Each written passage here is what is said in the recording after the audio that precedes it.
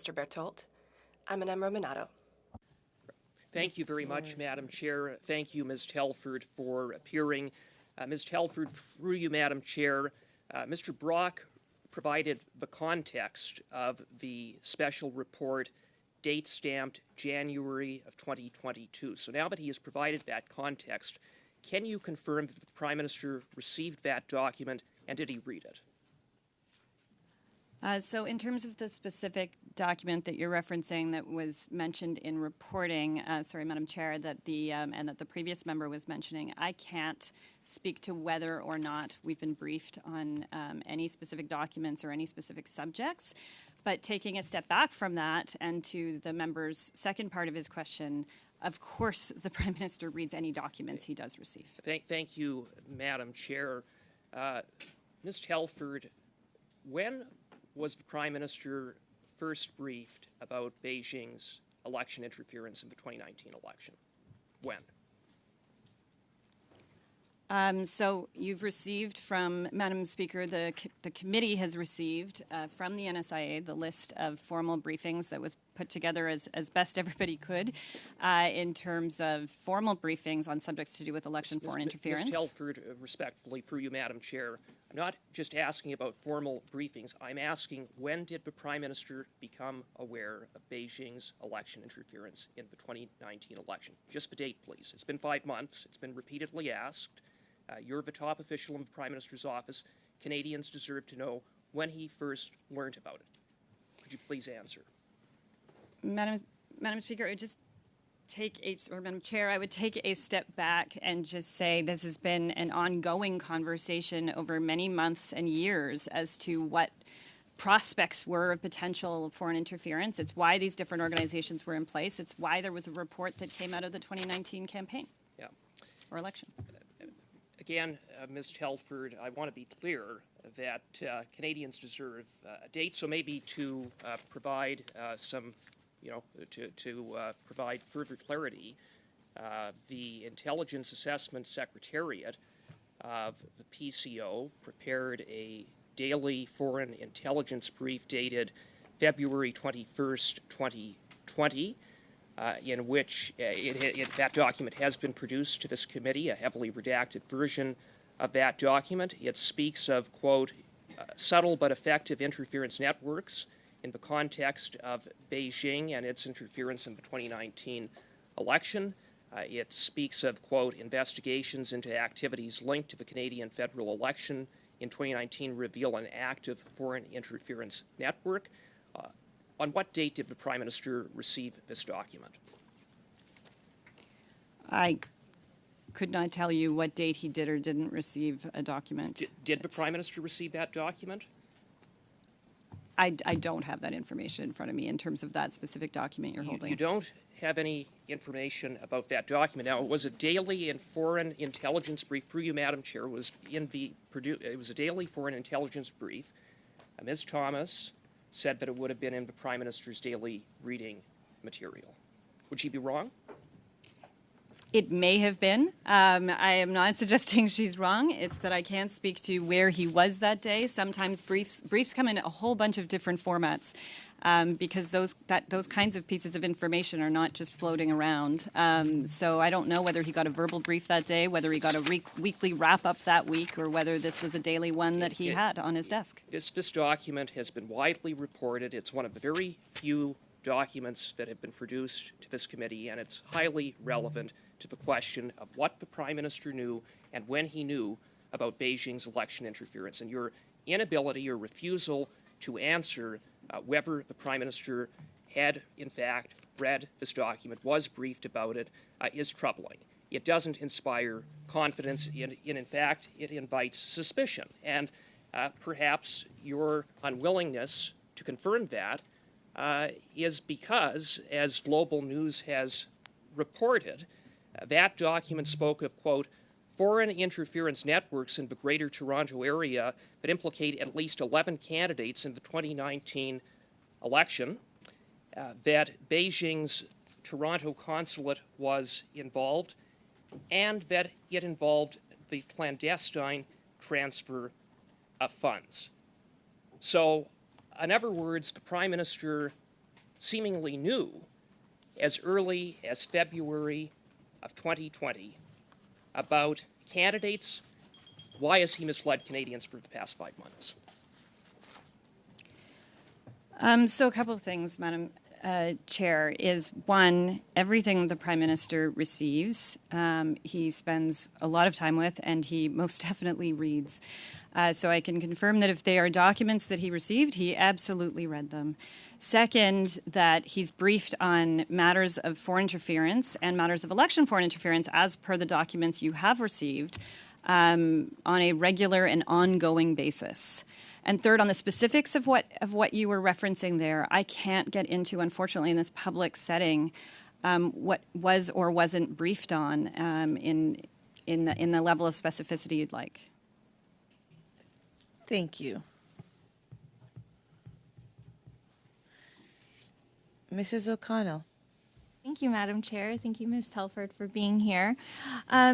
I want to start off with kind of following up where the Conservatives just left off. I think the Conservatives would have Canadians believe that foreign interference just began in 2019 and that this is a relatively new phenomenon and they would like to find some smoking gun date. In fact, in your answer, Ms. Telford, you talked about the fact that foreign interference is ongoing, and that's why there are several briefings on the topic. In addition to that, members of the House would have actually received the 2019 NSICOP annual report that talked about foreign interference, so they can look at their own dates in terms of when they were notified. But I want to get to the issues around foreign interference, the fact that it's not new. And you mentioned in your opening statement the fact that Canada is a net importer of intelligence. We can look at the situation that's happening in the U.S. right now. They're having very similar debates about foreign interference and national security information being in the public realm. And some of the comments being made in the U.S. right now are questioning if national security information is not held with the care and sensitivity that it deserves, will our ally, or in the U.S. context, will allies not want to share information with countries who don't treat foreign national security information securely? As Canada is a net importer of intelligence, the requests from Conservatives to have unredacted documents, to share details of national security information, details of briefings, would that not pose a significant risk if Canada no longer took the strong and firm approach to handle national security with the utmost care and sensitivity that it deserves? Would that put us in risk of not receiving intelligence from, for example, our Five Eyes allies? Thank you, Madam Chair. And that is why I raised it in the opening statement, that is something that we have to always be guarding against and careful about. We have to treat this material with care, both because it can put lives at risk, most importantly, because it's in Canada's national interest to keep this information protected, but also because of the impact it could have in terms of relationships with allies who we share intelligence with and who we receive intelligence from.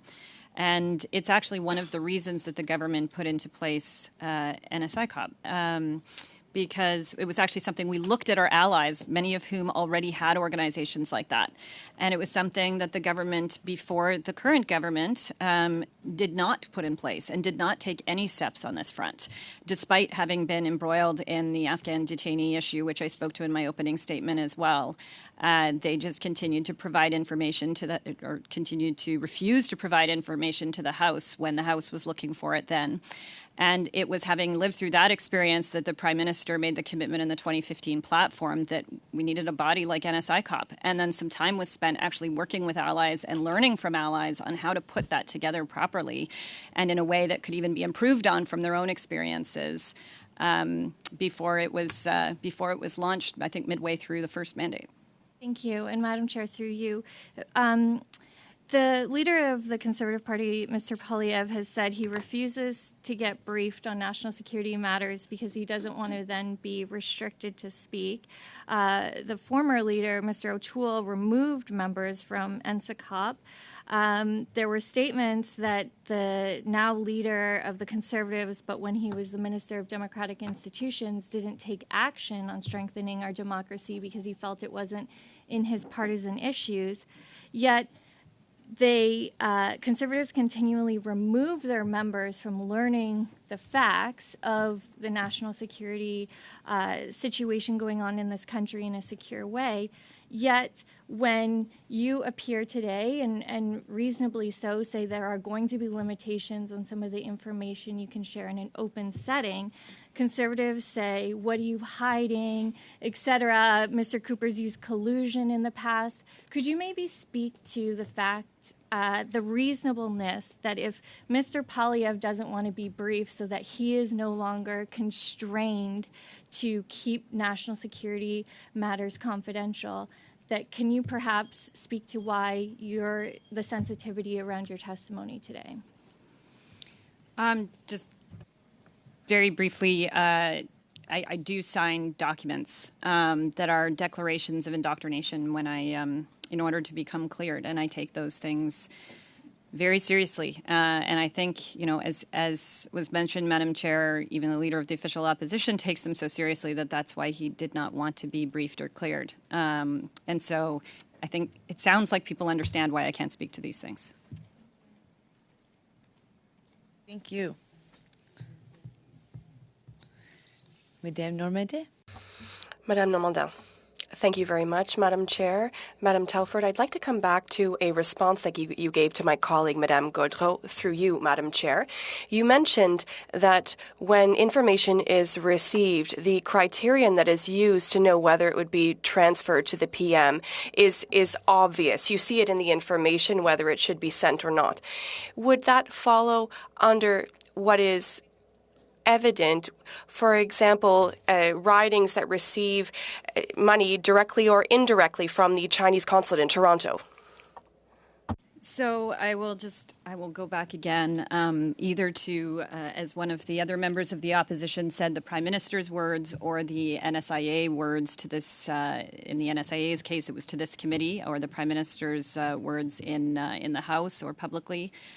That the connection being drawn between those candidates and those funds is something that hadn't been briefed on and wasn't accurate in terms of how the reporting was. And the reporting evolved over time as well, I would just note. But it would seem that it's information that would deserve being transferred to the PM, would it not? Thank you very much. You mentioned also earlier always being present or nearly present when the Prime Minister receives information. In this case, were you present when this information was transmitted, whether it was by document or by informal meeting, because you said it was not a formal from February 2020. Do you recall being present with the Prime Minister when the information was transmitted? So, Madam Chair, if we're talking about the information that I just talked about being inaccurate, then there wasn't such a meeting to be present at. But as I said in my opening statement, I am usually there when he's being briefed. There are times I'm not. When he's traveling and I'm not on that trip and he's getting briefed directly, then I'm not getting briefed at the same time, and those would be some of the rare occasions where I would be getting briefed separately. But in terms of the specific that you're referencing, it doesn't, there's nothing more I think I can say on that. Okay. But nevertheless, when you receive information and when you consider that it is inaccurate, the information is still received. Do you recall receiving the information and then deemed it incorrect afterwards? No, I think some of that is we learn through reporting. As I think both have said, and yes, then there were conversations to try to figure out what some of these things were, and you can see that in some of the timeline here too. Merci. Thank you. So I think